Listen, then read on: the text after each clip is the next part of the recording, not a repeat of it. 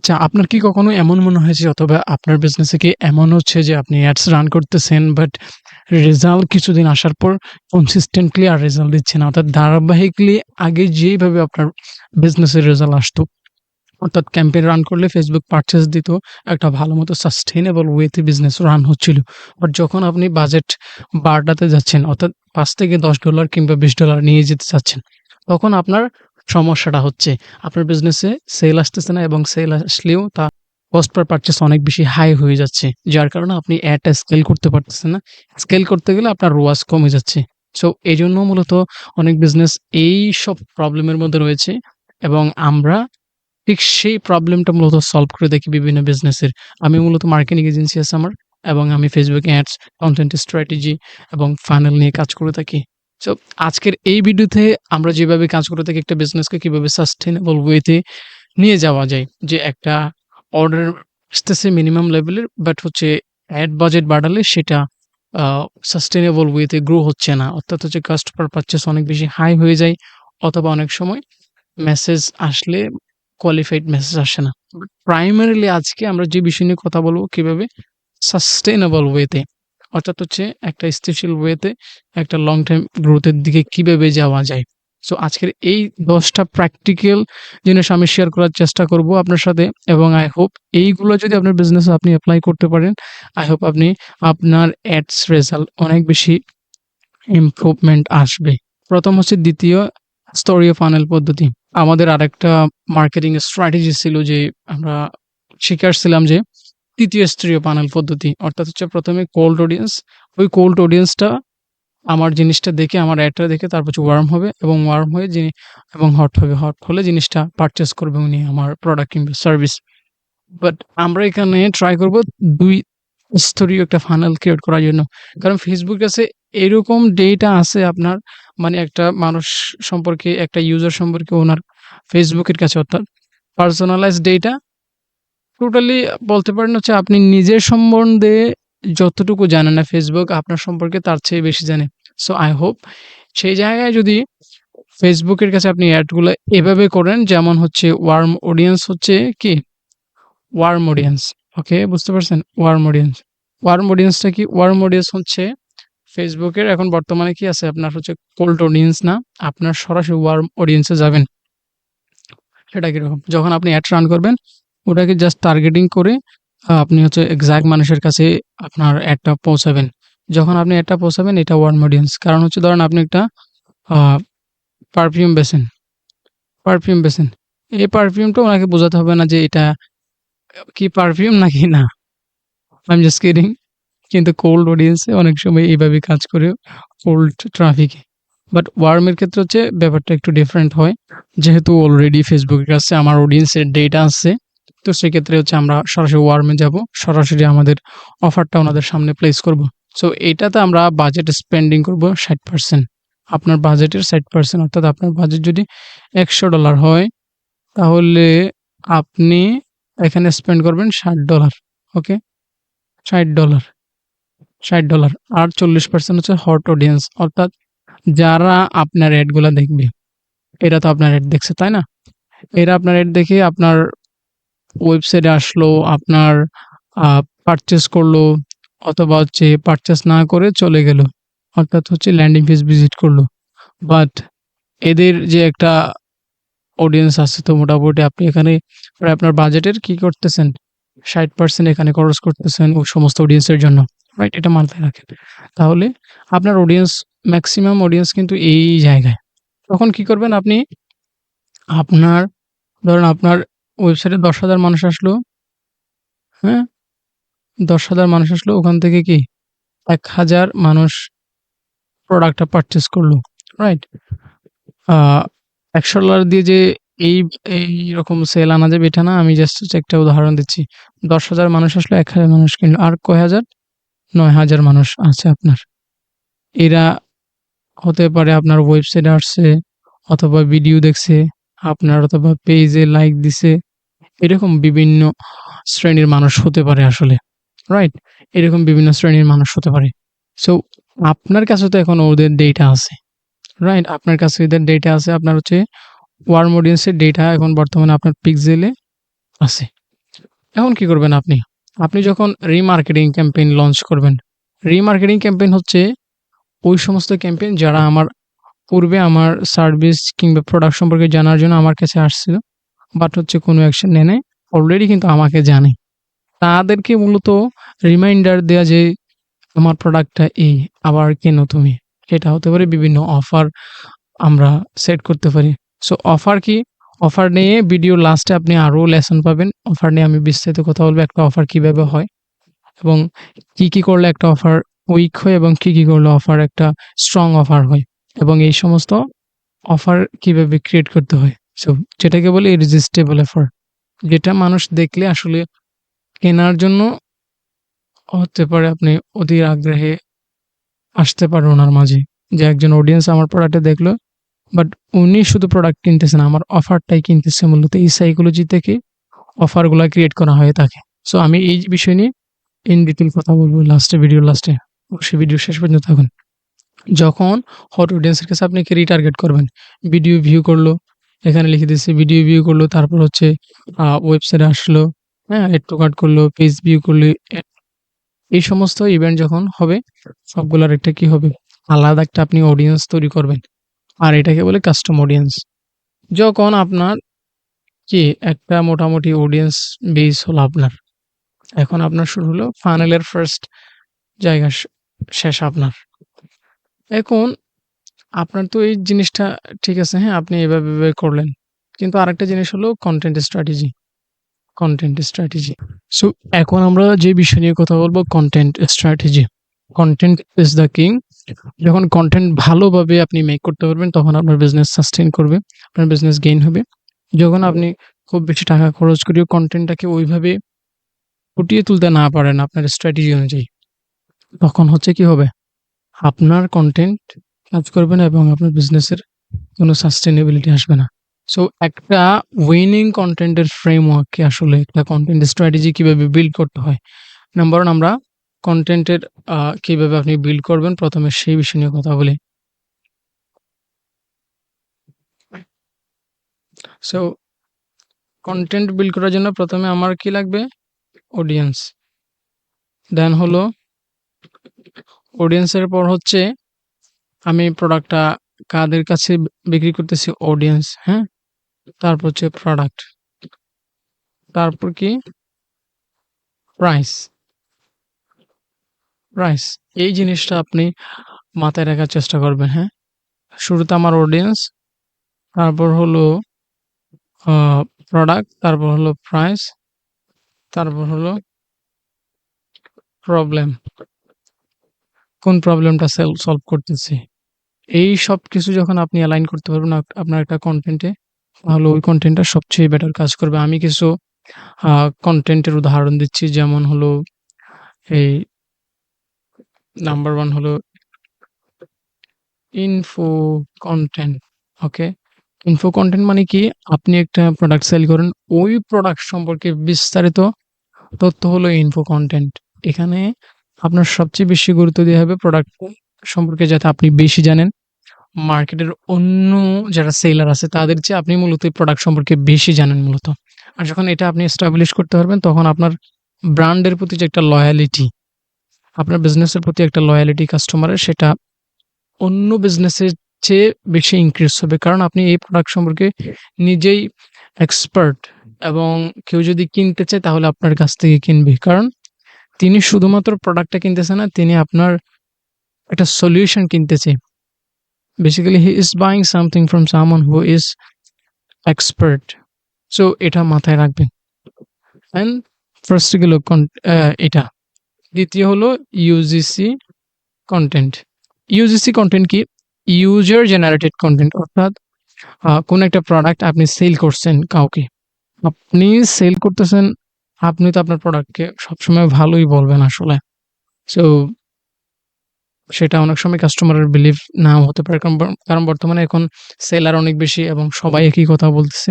কিন্তু আপনি যদি এখানে একটা ডিফারেন্ট গেম খেলতে পারেন, কোন একটা ইউজারের সাহায্যে যিনি আপনার প্রোডাক্টটা ইউজ করছে, বাট একটা রিভিউ দিচ্ছে আপনার প্রোডাক্ট সম্পর্কে যে ভালো না খারাপ। তখন এই জিনিসটা যখন হবে তাহলে হচ্ছে আপনার প্রোডাক্ট কেনার হচ্ছে 99% কি হয়? চান্স বৃদ্ধি পায় যেকোনো একটা প্রোডাক্ট কেনার ক্ষেত্রে, অডিয়েন্স ওই প্রোডাক্টটা কেনার ক্ষেত্রে। কারণ হচ্ছে এটা ট্রাস্ট গেইন করতে হেল্প করে এবং অন্যান্য কনটেন্টের চাইতে এই কনটেন্ট সবচেয়ে ভালো কাজ করে অনেক সময়। এটাই রিয়ালিটি।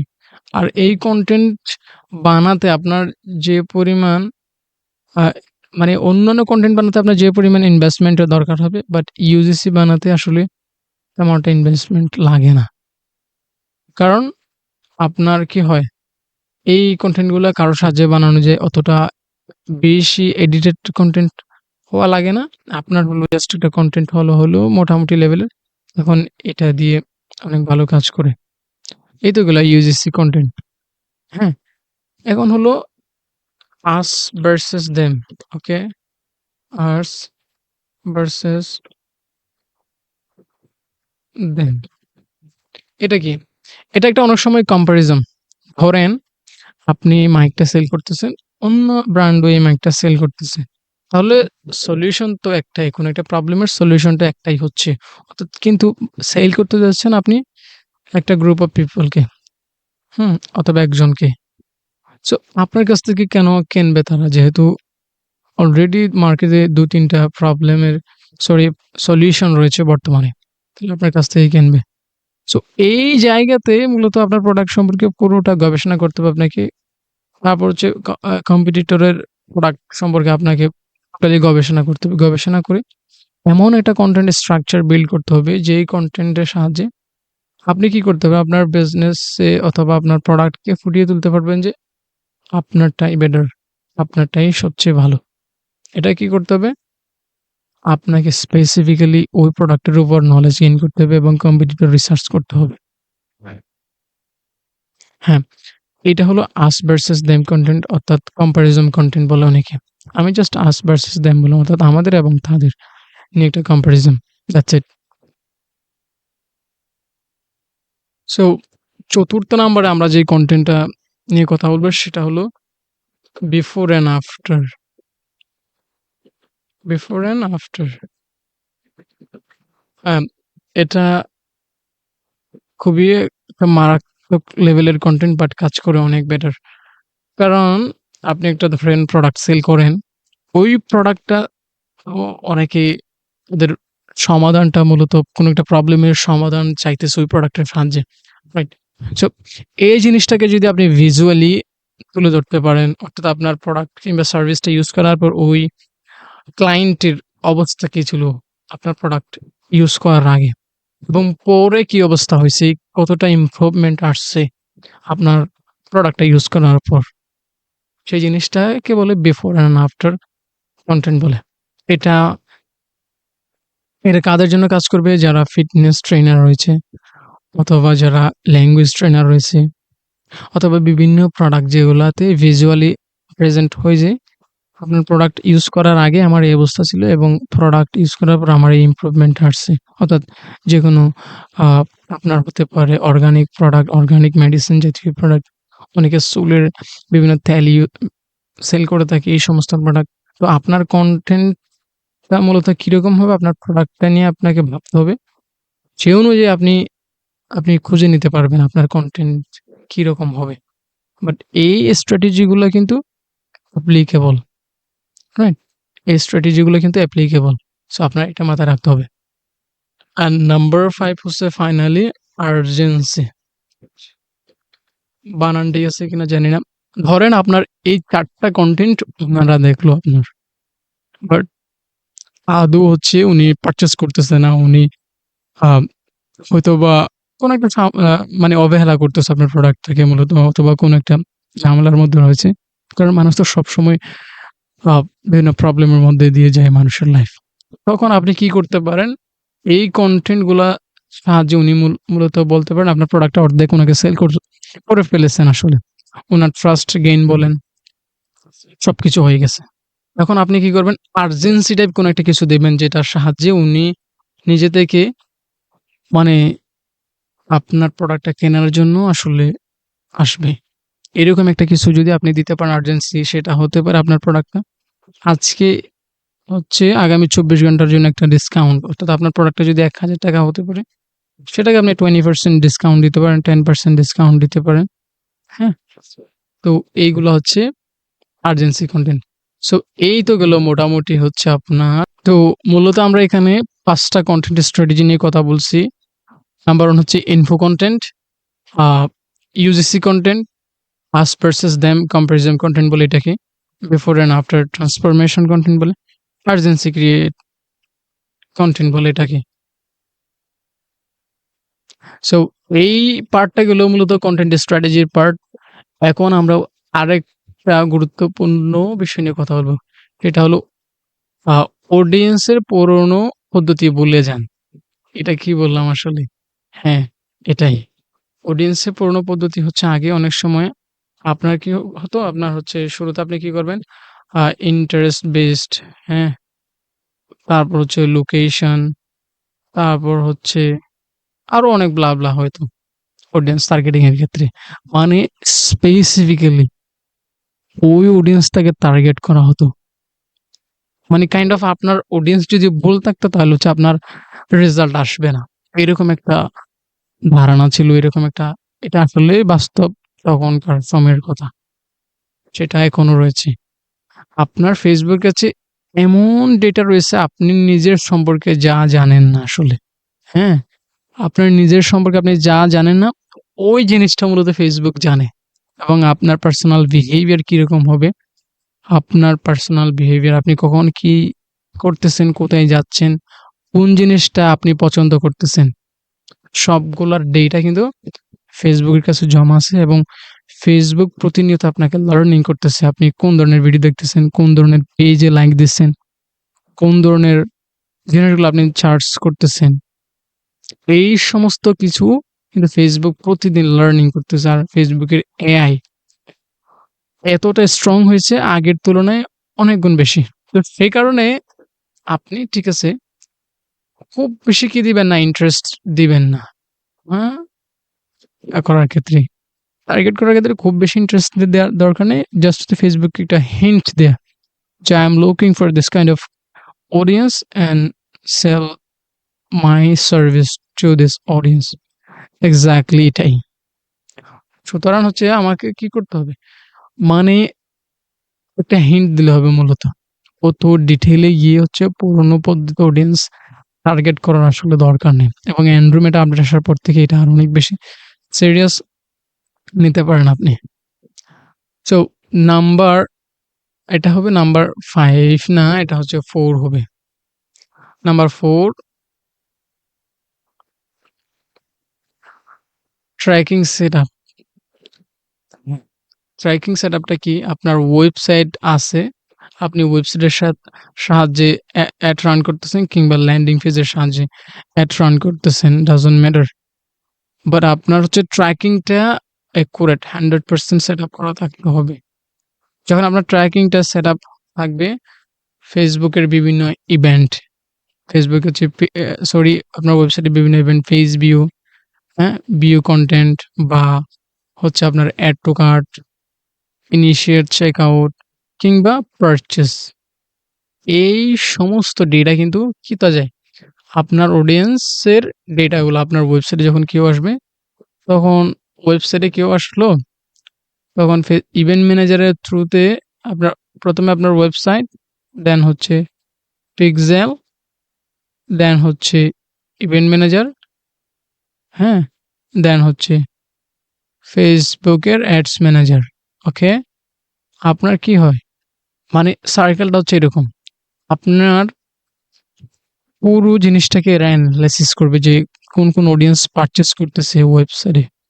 কোন অডিয়েন্স জাস্ট হচ্ছে ঢুকে চলে যাচ্ছে, ইন্টারেস্ট দেখাচ্ছে না। এই সমস্ত কিছু কিন্তু ডেটাটা ট্র্যাকিং হয়ে ওটা Facebook এর কাছে যাবে। Facebook তখন লার্নিং করতে পারবে যে আমার এই প্রোডাক্টটা এই, তাহলে আমাকে এই প্রোডাক্ট যারা পারচেজ করতেছে ওই মানুষের কাছে আমার এডটা নিয়ে যেতে হবে। তখন আপনার কি হবে? আপনার বাজেটটা খুব ভালোভাবে খরচ হবে, স্পেন্ডিং হবে। আদারওয়াইজ আপনি অন্ধকারে ঢিল ছুটতেছেন এইরকম একটা অবস্থা হবে। যদি হচ্ছে আপনার কি হয়?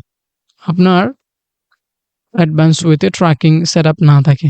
সো ট্র্যাকিং সেটআপ নিয়ে যদি প্রবলেম থেকে থাকে, যদি হেল্প দরকার তাহলে আমাদের সাথে কথা বলে করে নিতে পারেন। আমরা হচ্ছে Google Tag Manager এর সাহায্যে আপনাকে সার্ভাসের ট্র্যাকিং এনাবল করে দেব। সো এই বিষয়টা হচ্ছে খুব বেশি ইম্পোর্টেন্ট। আপনার হলো কোনো একটা অ্যাড রান করার আগে আপনি ১ম এ আপনার পুরো ট্র্যাকিং সেটআপটা ঠিক আছে কিনা এটা চেক করে নিবেন অবশ্যই।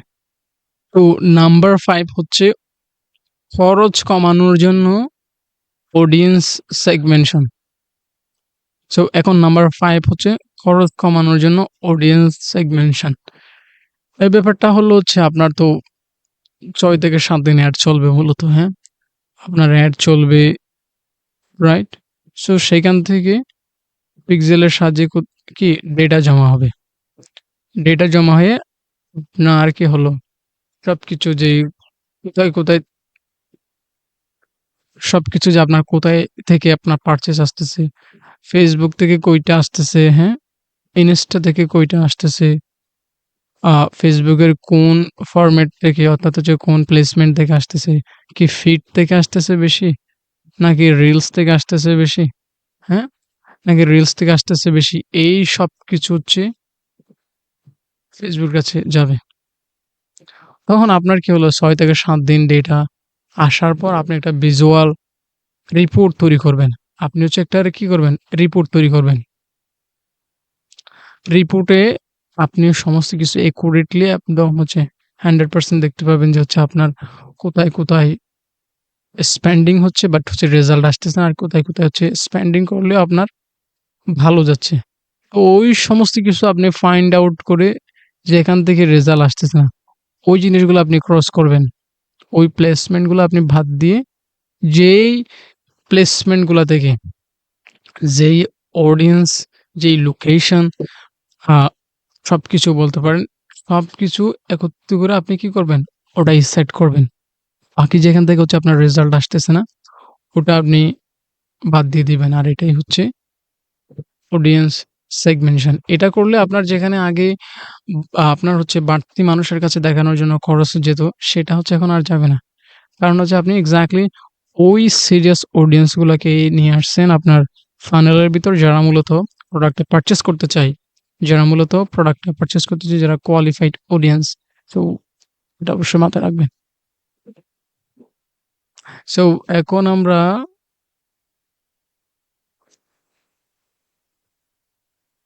এখন আমরা চলে যাব wait for 5 number and now we're gonna talk about wait for 5 to 7 days. এই ব্যাপারটা হচ্ছে টেস্টিং এর ব্যাপার আসলে। Facebook এ আপনি অ্যাডস রান করছেন, হ্যাঁ? তো সাথে হচ্ছে আসলে রেজাল্ট দিতে পারে না। Facebook অনেক সময় বলে আপনার ৫ থেকে ৭ দিন অথবা 24 আওয়ার্স, হ্যাঁ? আপনার হচ্ছে 24 আওয়ার্স কিংবা 48 আওয়ার্স, 48 আওয়ার্স এইসব ডেট হচ্ছে এই সমস্ত একটা ডিউরেশন এর মধ্যে আপনাকে ওয়েট করতে হলো। তো এইটা যখন আপনার শেষ হবে এটাকে বলে টেস্টিং পিরিয়ড এবং হচ্ছে ৭ দিন পর্যন্ত মূলত টেস্টিং পিরিয়ড ধরা হয়। বাট হচ্ছে টেস্টিং পিরিয়ডের ইনিশিয়াল পার্টটা হচ্ছে ২৪ থেকে ৪৮ ঘন্টা মূলত। তো এই জোনে অর্থাৎ হচ্ছে ৫ থেকে ৭ দিন এটা ধরতে পারেন। এই জোনের মধ্যে যদি আপনার অ্যাডকে আপনি স্কেল করতে চান, আপনি করবেন না। আপনি কি করবেন? আপনার ডেটা বিল্ড হতে দিবেন ৫ থেকে ৭ দিনের মধ্যে। আপনার হচ্ছে বাজেটে স্পেন্ডিং করবেন এবং হচ্ছে আপনি ট্রাই করবেন যেগুলাতে সবচেয়ে বেশি বাজেট চলেছে যেটা হচ্ছে আপনি ভাবতেছেন এটা কাজ করবে না এরকম কিছু হয় যে ধরেন আমি ১০ টা এড দিলাম ওখানে একটা এড আমার $৫ থেকে $৬০ নিয়ে নিল। বাট বাকি এড গুলোতে হচ্ছে ডলার কাটতেছে না। তখন ওটা একটা প্রবলেমেটিক বিষয়। কারণ হচ্ছে আপনার বাজেটের 80 থেকে 90% অন্য একটা এড খরচ করে নিচ্ছে আবার হচ্ছে বাকিগুলোর জন্য কিছু রাখতেছে না। এটা আপনি অফ করে দিবেন। বাট হচ্ছে আল্টিমেটলি সাস্টেইনেবল গ্রোথ এর ক্ষেত্রে আপনাকে হচ্ছে ৬ থেকে ৭ দিন ওয়েট করতে হবে। আপনার বাজেটটা স্পেন্ডিং করতে হবে সমানভাবে। দেন আপনি একটা রেজাল্টের দিকে যাবেন। সো আপনার অনেক সময় হতে পারে প্রোডাক্টটাও ভালো, অডিয়েন্সটাও ভালো, আপনার কনটেন্টও ভালো। বাট আপনি ওয়েট করতেছেন না যে Facebook এ লার্নিং করার সময় দিচ্ছেন না। এইটার কারণে অনেক সময় কি হয় আপনার মানে ক্ষতি হয় এড এর ক্ষেত্রে। সো এটা অবশ্যই মাথায় রাখবেন। অ্যান্ড হচ্ছে নাম্বার 7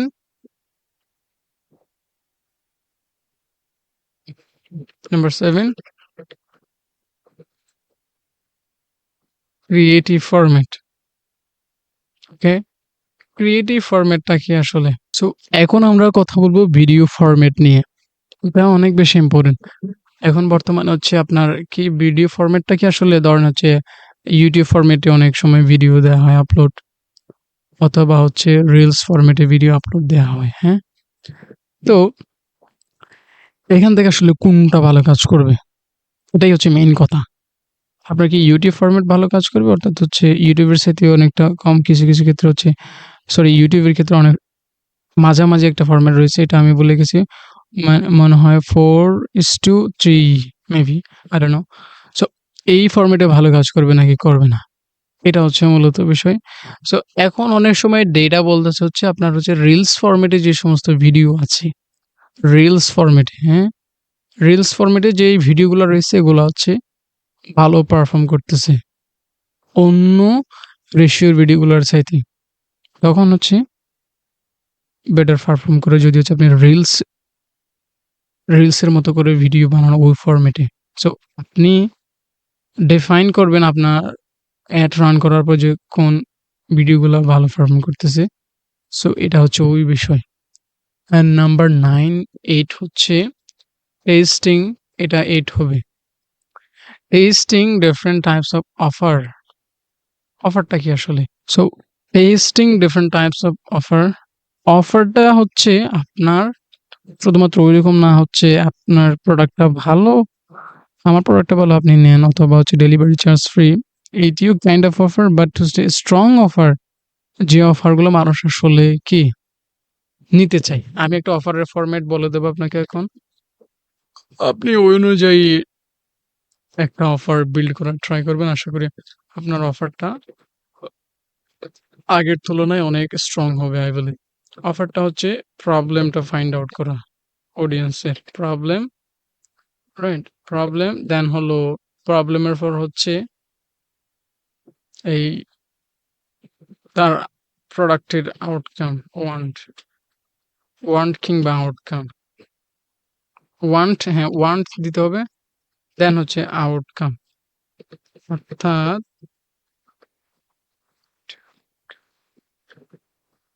মানে হচ্ছে দেন হলো একটা risk free,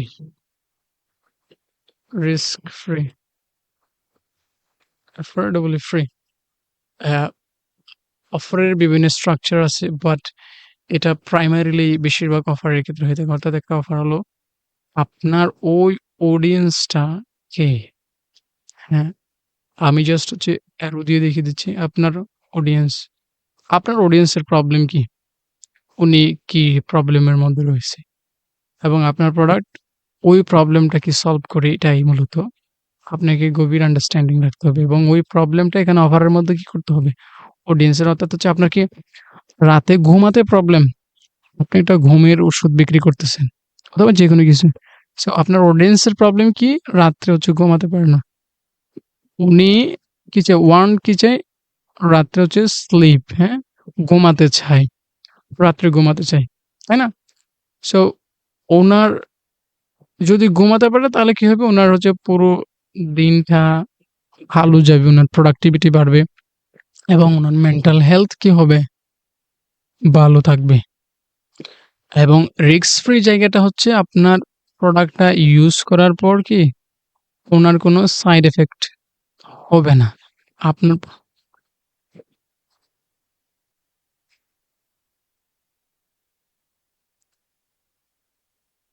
so risk free বিষয়টা হচ্ছে আপনার প্রোডাক্টটা উনি ইউজ করার পর কোনো ধরনের প্রবলেমে শারীরিক জটিলতার মধ্যে পড়বে না।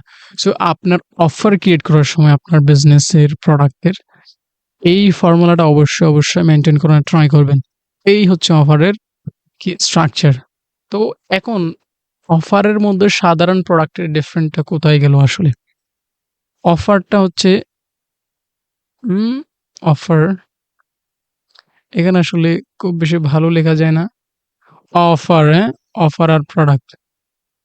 আপনি যদি সাধারণভাবে প্রোডাক্ট সেল করেন আর হচ্ছে অফার সেল করেন, এখানে আপনি কি আসলে এখানে আপনি কি একটা প্রবলেমের কি সলিউশন দিচ্ছেন? অনেক বড় একটা প্রবলেম উনি মানে হতে পারে উনি একটা বড় কর্পোরেট অফিসের জব করে অফিসে গিয়ে কাজ করতে পারতেছে না ভালো মতো। কারণ হচ্ছে উনার স্লিপিং প্রবলেম। উনার প্রবলেমটা অনেক বড় আসলে। আপনি যদি এইটা বলতে পারেন যে আগামী ৭ দিনের মধ্যে আপনার স্লিপিং প্রবলেমটা কি হবে? সমাধান হবে। তখন এই প্রোডাক্টের ভ্যালু এবং অন্য জিনিসের ভ্যালু, অন্য একটা সাধারণ প্রোডাক্টের ভ্যালু বেশ কম। অর্থাৎ সেইম প্রোডাক্ট আপনি জাস্ট হচ্ছে একটা লাইন দিচ্ছেন, এই একটা কমিটমেন্ট দিচ্ছেন। একটা কি দিচ্ছেন? অফার ক্রিয়েট করছেন। তখন কি আপনার প্রোডাক্টের ভ্যালুটা অনেকাংশে বৃদ্ধি পাবে। আর এটাই মূলত ইন্টারন্যাশনাল মার্কেটার গুলা ইউজ করে থাকে। তাদের প্রোডাক্টের হাই প্রাইসে সেল করে থাকে মূলত। আমি আপনাকে ১০০% গ্যারান্টি দিয়ে বলতে পারবো, যদি হচ্ছে আমার ২ টা বিজনেস হয় অথবা হচ্ছে অনেক ক্লায়েন্টের বিজনেস অথবা কারো বিজনেস হয়। সেইম প্রোডাক্ট হচ্ছে কি ২ জনে সেল করতেছি অথবা একাধিক মানুষ। বাট আমি এই অফার ফর্মুলা ইউজ করে ওই প্রোডাক্টটাকে দ্বিগুণ দাম দিয়ে সেল করব এবং সেলও বেশি হবে। এটা 100% গ্যারান্টি দিয়ে বলতে পারবো আমি। সো অফারের জাদুটা হচ্ছে এখানেই। কারণ কি মানুষ শুধুমাত্র এখানে কি প্রোডাক্ট কিনতেছে না। উনার সমাধান বুঝতেছেন, উনার প্রবলেম বুঝতেছেন, উনার আউটকাম বুঝতেছেন আপনি। উনার সবকিছু বুঝে আপনি উনাকে একটা কি সলিউশন দিচ্ছেন। সো এখন এটা হবে হচ্ছে আমার সিরিয়াল একটু মিস্টেক ছিল। এটা হবে হচ্ছে এই 10 নাম্বার, হ্যাঁ? এটা ৯ নাম্বার বিল্ড দ্য সিআরএম বা অটোমেশন। সিআরএম সিস্টেমটা হচ্ছে কাস্টমার রিলেশনশিপ ম্যানেজমেন্ট অথবা অটোমেশন হচ্ছে kind of related to that, but it's kind of separate to that. বিষয়টা হচ্ছে অনেক সময় রিলেটেড, অনেক সময় সেপারেট। অটোমেশন বিষয়টা হচ্ছে আপনার যে দৈনিক কাজ বিজনেসে, রাইট? সেটা হতে পারে মেসেজের রিপ্লাই দেয়া, হ্যাঁ? তারপর হচ্ছে আ কুরিয়ারের বিষয়গুলো চেক করা যে প্রোডাক্ট কোথায় গেল, কিভাবে কি হচ্ছে, কাস্টমারের ফিডব্যাক কি, এই সমস্ত বিষয়। ৩য় হচ্ছে আপনার এই আরো বিভিন্ন বিষয় আছে এখন মনে পড়তেছে না। সো অটোমেশন যদি ওই সমস্ত জায়গায় যদি আপনি মানে স্বল্প পরিশ্রমে ওই কাজগুলাকে আগের তুলনায় কম সময়ের মধ্যে করা এফিশিয়েন্ট ওয়েতে, এটাকে বলা হয় মূলত অটোমেশন। অটোমেশনের টুলস থাকতে পারে, বিভিন্ন কিছু থাকতে পারে। বাট এখন বিভিন্ন টুলস আছে, অনেক সময় নিজে কাস্টম ওয়েতে বানানো যায়। যখন এটা করবেন আপনার হচ্ছে ১০ জনের কাছে ১ জনে অর্থাৎ একটা অটোমেশনে করে দিবে। এটা করলে আপনার বিজনেসের টাইম হচ্ছে বেশি পাবেন আপনি অন্য কাজ করার জন্য বিজনেস গ্রোথ এর দিকে।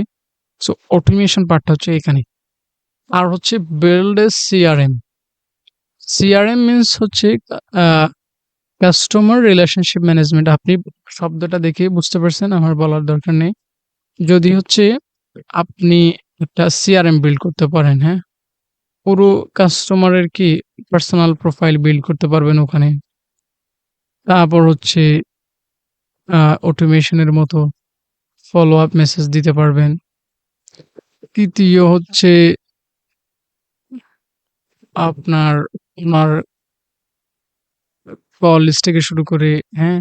আপনার এড এর রেজাল্ট কিরকম আসতেছে, কখন কি হচ্ছে, এই সমস্ত কিছুকে আপডেট আপনি দেখতে পাবেন এই সিআরএম এর মধ্যে।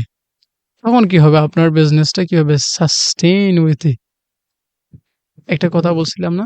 যে সাস্টেইন উইথ বিজনেস কিভাবে গ্রো করবেন? কম এড খরচে। এটাই। এটাই মূলত পার্ট।